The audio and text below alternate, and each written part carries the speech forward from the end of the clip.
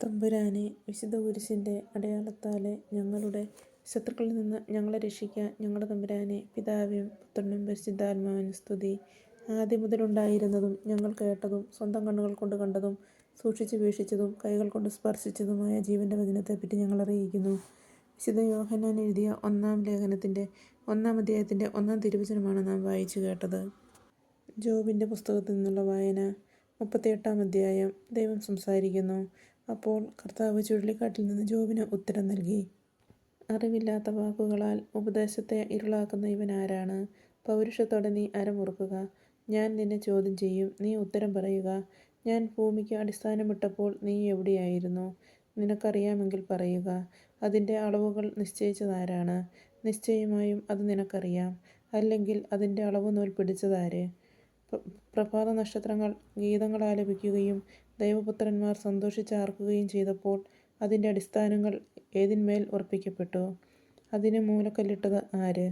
ഗർഭത്തിൽ നിന്ന് സമുദ്രം പൊട്ടിപ്പുറപ്പെട്ടപ്പോൾ അതിനെ കതകടച്ച് തടഞ്ഞതാര്? അന്ന് ഞാൻ മേഘങ്ങളെ അതിന് ഉടുപ്പും കൂരിരുട്ടിനെ അതിന് ഉടയാടയും ആക്കി.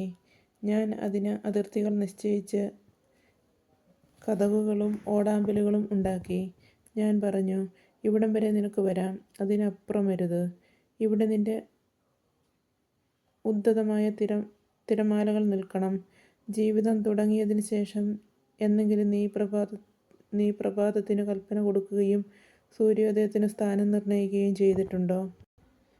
അങ്ങനെ ഭൂമിയുടെ അതിർത്തികൾ പിടിച്ചടക്കാൻ നീ പ്രഭാതത്തോട് കൽപ്പിക്കുകയും ദുഷ്ടരെ അവരുടെ ഒളിസങ്കേതങ്ങളിൽ നിന്ന് കുടഞ്ഞു കളയുകയും ചെയ്തിട്ടുണ്ടോ? മുദ്ര കൊണ്ട് കളിമണ്ണ് എന്ന പോലെ അതിന് രൂപം തെളിയുകയും വർണ്ണശബളമായ വസ്ത്രം പോലെ അത് കാണപ്പെടുകയും ചെയ്യുന്നു. ദുഷ്ടർക്ക് പ്രകാശം തടയപ്പെട്ടിരിക്കുന്നു. അവരുടെ ഉയർത്തിയ കരം ഒടിക്കപ്പെട്ടിരിക്കുന്നു. സമുദ്രത്തിൻ്റെ ഉറവകളോളം നീ കടന്നു ചെന്നിട്ടുണ്ടോ? ആഴിയുടെ ആഴങ്ങളിൽ സഞ്ചരിച്ചിട്ടുണ്ടോ? മൃത്യുകവാടങ്ങൾ നിനക്ക് വെളിപ്പെട്ടിട്ടുണ്ടോ? അഗാധമായ അന്ധകാരത്തിൻ്റെ വാതിലുകൾ നീ കണ്ടിട്ടുണ്ടോ? ഭൂമിയുടെ വിശാലത നീ ഗ്രഹിച്ചിട്ടുണ്ടോ? ഇവയെല്ലാം നിനക്കറിയാമായിരുന്നെങ്കിൽ പറയുക. പ്രകാശത്തിൻ്റെ വസതിയിലേക്കുള്ള വഴി ഏത്? അന്ധകാരത്തിൻ്റെ പാർപ്പിടം എവിടെ?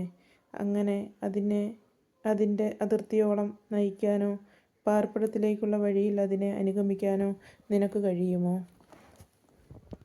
നിനക്കറിയാമല്ലോ, നീ അന്നേ ജനിച്ചതല്ലേ. നിന്റെ ആയുസ്സ് അത്രയ്ക്ക് ദീർഘമാണല്ലോ.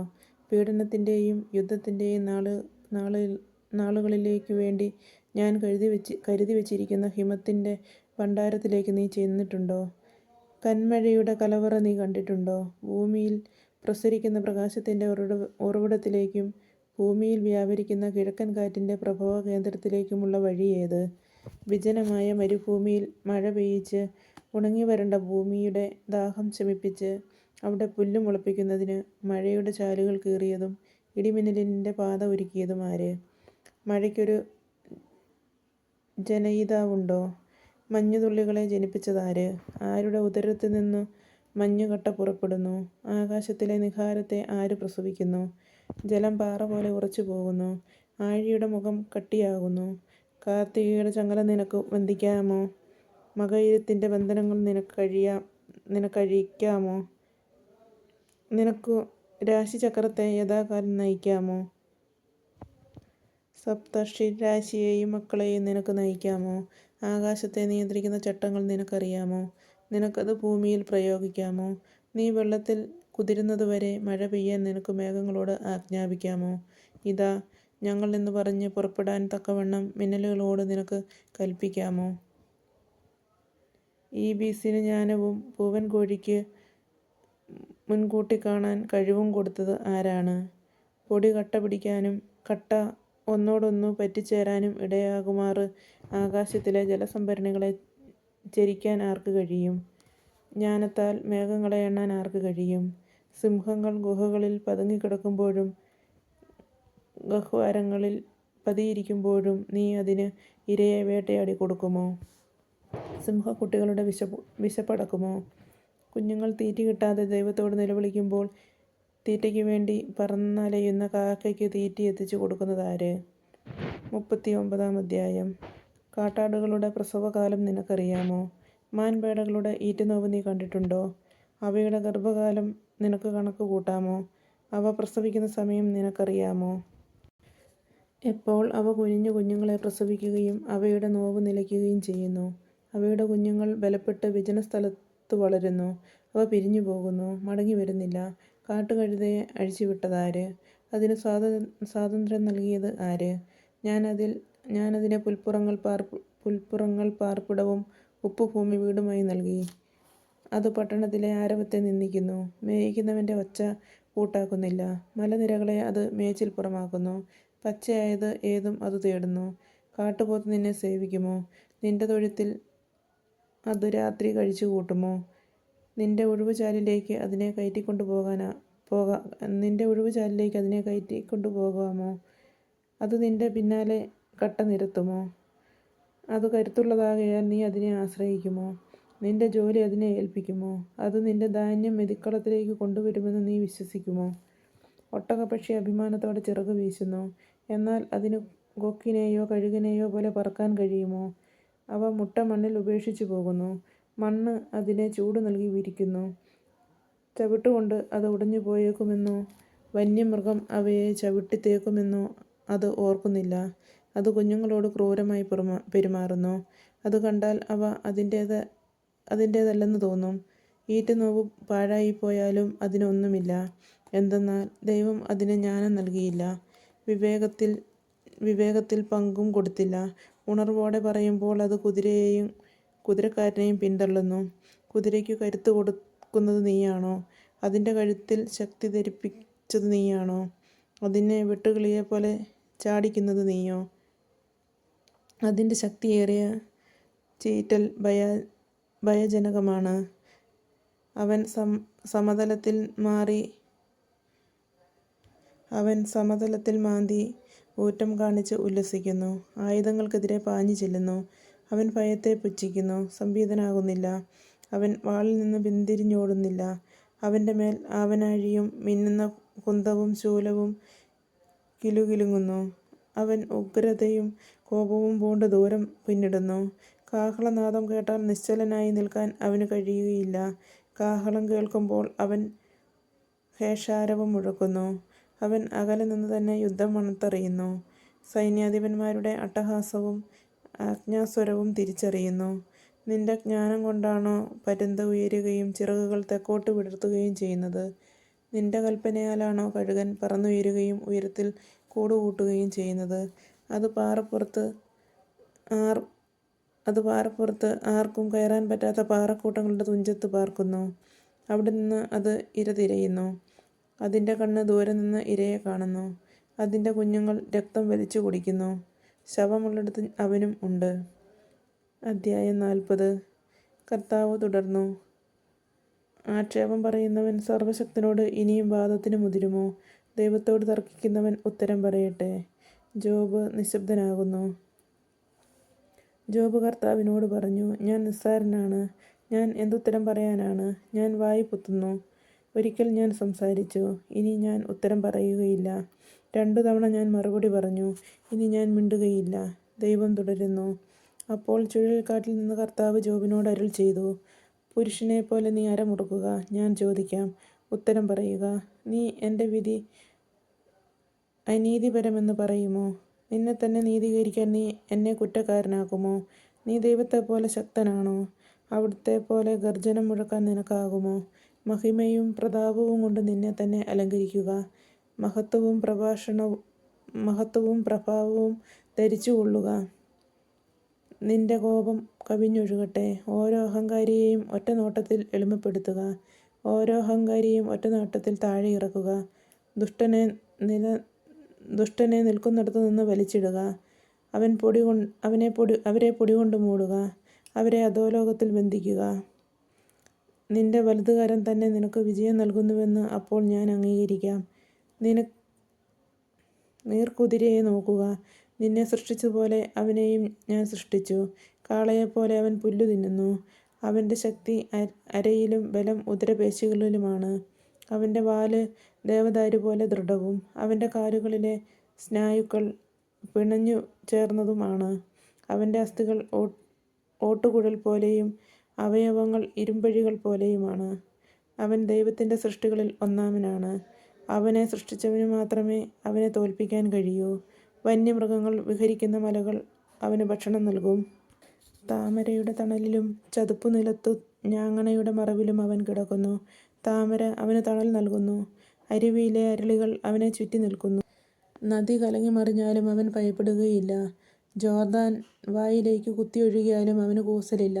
ആർക്കെങ്കിലും അവനെ കൊളുത്തിൽ കുരുക്കാമോ? അവന് മൂക്കുകയറിടാമോ? അധ്യായം 41. നിനക്ക് മുതലയെ ചൂണ്ടയിട്ട് പിടിക്കാമോ? അവൻ്റെ നാക്ക് ചരടുകൊണ്ട് ബന്ധിക്കാമോ? അവൻ്റെ മൂക്കിൽ കയറിടാമോ? അവൻ്റെ താടിയിൽ ചൂണ്ട കോർക്കാൻ പറ്റുമോ? അവൻ നിന്നോട് ഏറെ യാചിക്കുമോ? അവൻ നിന്നോട് മൃദുലമായി സംസാരിക്കുമോ? എന്നും നിനക്ക് ദാസനായി ഇരുന്നു കൊള്ളാമെന്ന് അവൻ നിന്നോട് ഉടമ്പടി ചെയ്യുമോ? ഒരു പക്ഷിയോടെന്ന പോലെ നീ അവനോട് കളിക്കുമോ? നിന്റെ ബാലികമാർക്ക് വേണ്ടി അവന് തോൽവാറിടുമോ? വ്യാപാരികൾ അവനു വേണ്ടി വിലപേശുമോ? അവർ അവനെ കച്ചവടക്കാർക്ക് പകുത്തു വിൽക്കുമോ? നിനക്ക് അവൻ്റെ തൊലി ചാട്ടുളി കൊണ്ടും അവൻ്റെ തല മുപ്പല്ലി കൊണ്ടും നിറയ്ക്കാമോ? അവനെ ഒരിക്കൽ തൊട്ടാൽ വീണ്ടും തൊടണമെന്ന് നീ ആഗ്രഹിക്കുകയില്ല. ആ യുദ്ധം നിനക്ക് മറക്കാനാവില്ല. അവനെ കാണുന്നവൻ്റെ ധൈര്യം അറ്റുപോകുന്നു. കാണുന്ന മാത്രയിൽ അവൻ നിലം പതിക്കുന്നു. അവനെ ഉണർത്താൻ തക്ക 41 അധ്യായം. നിനക്ക് മുതലയെ ചൂണ്ടയിട്ട് പിടിക്കാമോ? അവൻ്റെ നാക്ക് ചരടുകൊണ്ട് ബന്ധിക്കാമോ? അവൻ്റെ മൂക്കിൽ കയറിടാമോ? അവൻ്റെ താടിയിൽ ചൂണ്ട കോർക്കാൻ പറ്റുമോ? അവൻ നിന്നോട് ഏറെ യാചിക്കുമോ? അവൻ നിന്നോട് മൃദുലമായി സംസാരിക്കുമോ? എന്നും നിനക്കു ദാസനായി ഇരുന്നു കൊള്ളാമെന്ന് അവൻ നിന്നോട് ഉടമ്പടി ചെയ്യുമോ? ഒരു പക്ഷിയോടെന്ന പോലെ നീ അവനോട് കളിക്കുമോ? നിന്റെ ബാലികമാർക്ക് വേണ്ടി അവന് തോൽവാറിടുമോ? വ്യാപാരികൾ അവനു വേണ്ടി വിലപേശുമോ? അവർ അവനെ കച്ചവടക്കാർക്ക് പകുത്തു വിൽക്കുമോ? നിനക്ക് അവൻ്റെ തൊലി ചാട്ടുളി കൊണ്ടും അവൻ്റെ തല മുപ്പല്ലി കൊണ്ടും നിറയ്ക്കാമോ? അവനെ ഒരിക്കൽ തൊട്ടാൽ വീണ്ടും തൊടണമെന്ന് നീ ആഗ്രഹിക്കുകയില്ല. ആ യുദ്ധം നിനക്ക് മറക്കാനാവില്ല. അവനെ കാണുന്നവൻ്റെ ധൈര്യം അറ്റുപോകുന്നു. കാണുന്ന മാത്രയിൽ അവൻ നിലം പതിക്കുന്നു. അവനെ ഉണർത്താൻ തക്ക ശൂരനില്ല. പിന്നെ എന്നോട് എതിർത്തു നിൽക്കാൻ ആരുണ്ടാകും? ഞാൻ മടക്കി കൊടുക്കേണ്ടതിന് ആരെങ്കിലും എനിക്ക് മുൻകൂട്ടി തന്നിട്ടുണ്ടോ? ആകാശത്തിന് കീഴിലുള്ളതൊക്കെയും എൻ്റേതാണ്.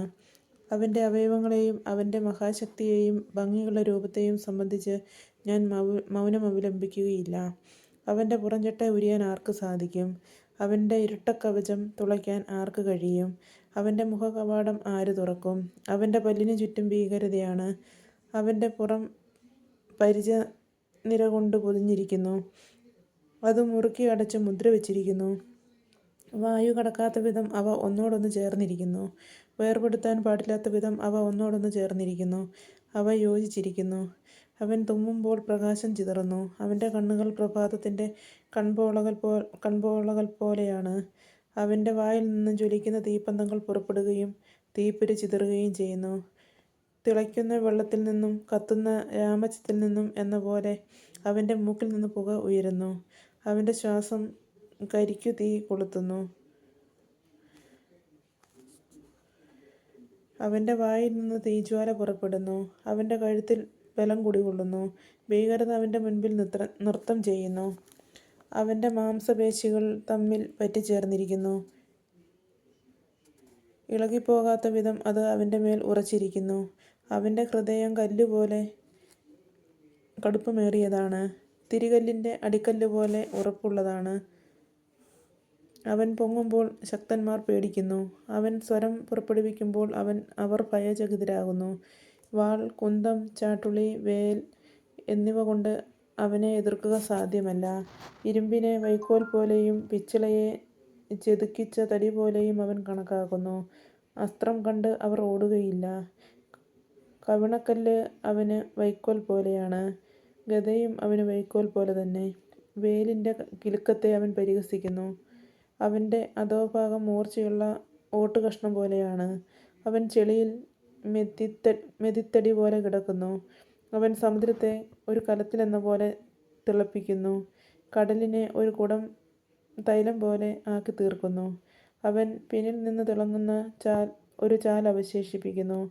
ആഴിക്ക് നര ബാധിച്ചതുപോലെ ഒരുവന് തോന്നും. ഭൂമുഖത്തെങ്ങും അവനെപ്പോലെ നിർഭയനായ ജീവിയില്ല. ഉന്നതമായവയെല്ലാം അവൻ ദർശിക്കുന്നു. ഉദ്ധത ജന്തുക്കൾക്ക് അവൻ രാജാവായിരിക്കുന്നു. അധ്യായം 42. ജോബിൻ്റെ നീതീകരണം.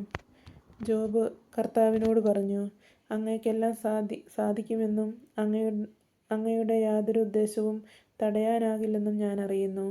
അറിവില്ലാത്ത ഉപദേശത്തെ മറച്ചു വയ്ക്കുന്നവൻ ആരാണ് എന്ന് അങ്ങ് ചോദിച്ചു.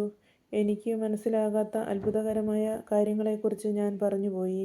കേൾക്കുക, ഞാൻ സംസാരിക്കുന്നു, ഞാൻ ചോദിക്കും, നീ ഉത്തരം പറയണം എന്ന് അങ്ങ് പറഞ്ഞു. അങ്ങയെക്കുറിച്ച് ഞാൻ കേട്ടിട്ടേ ഉണ്ടായിരുന്നുള്ളൂ, എന്നാൽ ഇപ്പോൾ എൻ്റെ കണ്ണുകൾ അങ്ങയെ കാണുന്നു. അതിനാൽ ഞാൻ എന്നെ തന്നെ വെറുക്കുന്നു. പൊടിയിലും ചാരത്തിലും കിടന്ന് ഞാൻ പശ്ചാത്തപിക്കുന്നു. കർത്താവ് ജോബിനോട് ഇങ്ങനെ സംസാരിച്ചതിന് ശേഷം തേമാന്യനായ എലീഫാസിനോട് അരുൾ ചെയ്തു, എൻ്റെ ക്രോധം നിനക്കും നിന്റെ 2 സ്നേഹിതന്മാർക്കും എതിരെ ജ്വലിക്കുന്നു. എന്തെന്നാൽ നിങ്ങൾ എന്നെപ്പറ്റി എൻ്റെ ദാസൻ ജോബിനെ പോലെ ശരിയായിട്ടല്ല സംസാരിച്ചത്. അതിനാൽ ഇപ്പോൾ തന്നെ 7 കാളകളെയും 7 മുട്ടാടുകളെയും കൊണ്ട് ജോബിൻ്റെ അടുക്കൽ ചെന്ന് നിങ്ങൾക്ക് വേണ്ടി ദഹനബലി അർപ്പിക്കുവിൻ. എൻ്റെ ദാസനായ ജോബ് നിങ്ങൾക്ക് വേണ്ടി പ്രാർത്ഥിക്കും. ഞാൻ അവൻ്റെ പ്രാർത്ഥന സ്വീകരിച്ച് നിങ്ങളുടെ ഭോഷത്വത്തിന് നിങ്ങളെ ശിക്ഷിക്കുകയില്ല. നിങ്ങൾ എൻ്റെ ദാസനായ ജോബിനെ പോലെ എന്നെപ്പറ്റി ശരിയായി സംസാരിച്ചില്ല. തേമാന്യനായ എലീഫാസും ശൂഹ്യനായ ബിൽദാദും നാമാത്യനായ സോഫാറും കർത്താവ് പറഞ്ഞ പ്രകാരം ചെയ്തു. കർത്താവ് ജോബിൻ്റെ പ്രാർത്ഥന സ്വീകരിച്ചു.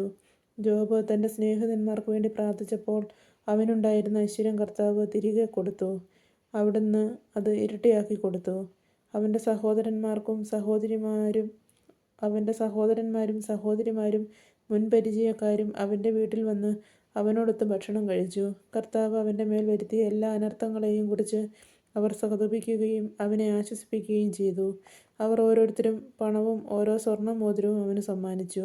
കർത്താവ് അവൻ്റെ ശേഷിച്ച ജീവിതം മുൻപത്തതിനേക്കാൾ ധന്യമാക്കി. അവന് 14,000 ആടുകളും 6,000 ഒട്ടകങ്ങളും 1,000 ഏർ കാളകളും 1,000 പെൺകഴുതകളും ഉണ്ടായി.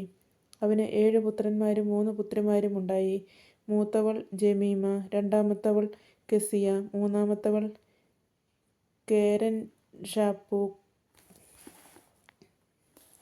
ജോബിൻ്റെ പുത്രിമാരെ പോലെ സുന്ദരിമാരായ സ്ത്രീകൾ ആ ദേശത്തെങ്ങും ഉണ്ടായിരുന്നില്ല. പിതാവ് അവർക്കും സഹോദരന്മാർക്കും അവകാശം കൊടുത്തു. അതിനുശേഷം ജോബ് 140 വർഷം ജീവിക്കുകയും മക്കളും മക്കളുടെ മക്കളും 4 തലമുറ വരെ കാണുകയും ചെയ്തു. അങ്ങനെ ജോബ് പൂർണ്ണായുസ്സു പ്രാപിച്ച് വൃദ്ധനായി മരിച്ചു. ദൈവമായ കർത്താവിന് സ്തുതി. സ്വർഗസ്ഥനായ ഞങ്ങളുടെ പിതാവേ, അങ്ങയുടെ നാമം പൂജിതമാകണമേ. അങ്ങയുടെ രാജ്യം വരണമേ. അങ്ങയുടെ തിരുമനസ്സ് സ്വർഗത്തിലെ പോലെ ഭൂമിയിലും ആകണമേ. അന്നു വേണ്ടിയ ആഹാരം ഇന്ന് ഞങ്ങൾക്ക് തരണമേ. ഞങ്ങളോട് തെറ്റ് ചെയ്യുന്നവരോട് ഞങ്ങൾ ക്ഷമിച്ചിരിക്കുന്നത് പോലെ ഞങ്ങളുടെ തെറ്റുകൾ ഞങ്ങളോടും ക്ഷമിക്കണമേ. ഞങ്ങളെ പ്രലോഭനത്തിൽ ഉൾപ്പെടുത്തരുതേ, തിന്മയെ ഞങ്ങളെ രക്ഷിച്ചുകൊള്ളണമേ. നന്മ നിറഞ്ഞ മറിയമേ, സ്വസ്തി, കർത്താവ് അങ്ങയുടെ കൂടെ സ്ത്രീകളിൽ അങ്ങ് അനുഗ്രഹിക്കപ്പെട്ടവളാകുന്നു.